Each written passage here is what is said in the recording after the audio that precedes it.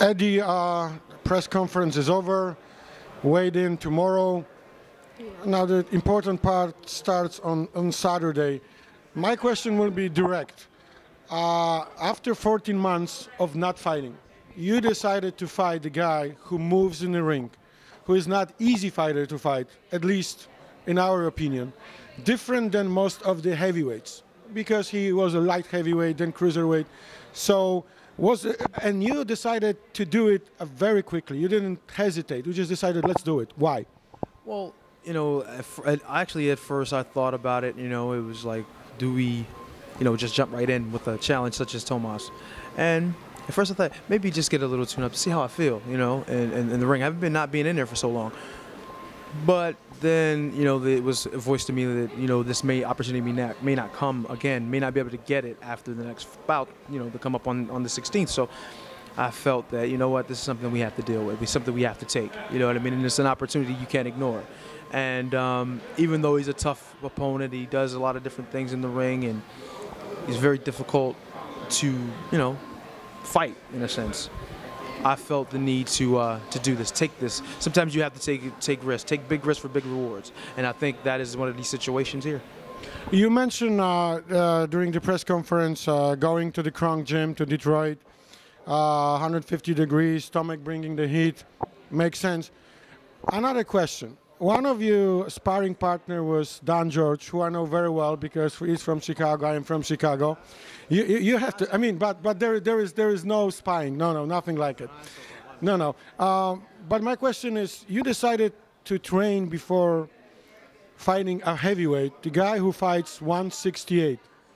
If you can give us some glimpse, an idea behind getting into the ring with Don George, because when you look at it from the outside, it sounds, why would he do it?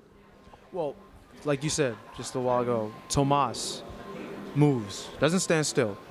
He's improved his boxing a great deal over time, from 175 to 200 now to 220 some pounds. If he's not going to be standing in front of me, why would I get guys who will? You would like to. No. I would, of course, love him to be just stay like, just put your hands down, Tomasz, let me hit you. No, but why would I get guys who are going to stand there and be big targets? I need someone who's not going to be an easy target. I want difficult. I want to have difficulty landing punches, because I know by the end of the day, if I'm able to catch those guys, I should be able to catch Tomasz, being that Tomasz is so much bigger than those guys. And some of those guys, even though they are light heavies and 168 pounders, not only can they hit, they were bigger, because some of them didn't have fights scheduled, but some of them did, and were close to 200 pounds themselves. So it was in strong, believe it or not. I'm speaking of Edwin Rodriguez, Don George, and Hollywood, and guys like that, and even Aaron Pryor, who's 6'4" at 168 pounds. So it's like those guys are a lot bigger than what weight they fight at, especially at this point.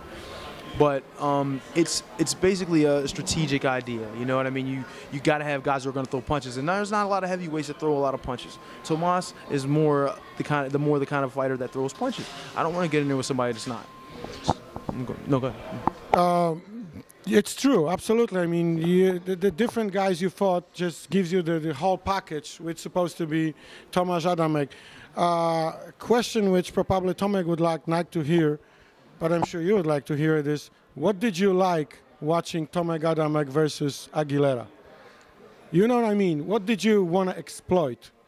Now it's too late for Tomek to do anything about it, so we are not, selling any, top secrets right now. Right, no. Well, I mean, there's just, some defensive deficiencies I think he had, but other than that, I really thought the fight was a good fight. It was I thought it was exciting, but not only just the excitement of it, I thought he did things, good. Nagia Aguilera can be a difficult fighter to fight. He was coming forward, and he was in shape for that fight. A lot of times you've seen Nagia Aguilera wasn't in shape. He trained his butt off for that fight. He got to the fight and was prepared. And he's not a bad boxer, even though he's more come forward, but he's still not a bad boxer. So what Tomasz did in winning that fight and keeping control from start to finish was impressive enough to me, impressive enough for me to want to fight him. You know what I mean? Because you don't fight guys who are on their way out or are not able to do the good things in the ring anymore, and just there just for you to collect the win. You fight guys who are a challenge. Because if you win that challenge, then you are now a known player in the game. I've always been a player, but now with a challenge like this, especially after a layoff, it definitely brings me back to the forefront of the division. The last one, but please be honest with us. You are, but what we gonna see on Saturday from you?